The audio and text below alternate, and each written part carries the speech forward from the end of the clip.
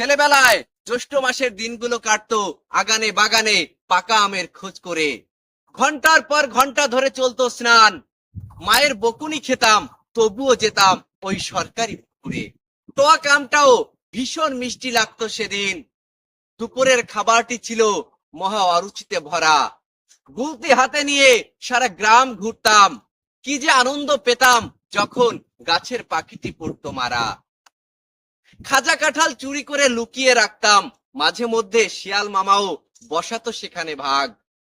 একটি জামাও থাকতো না কখনো ভালো, ফলের কষিতে তৈরি হতো নিত্য নতুন দাগ। ছেলেবেলার স্মৃতি মনে পড়ে যখন, মধুর আবেগে হৃদয়টা ভরে যায়।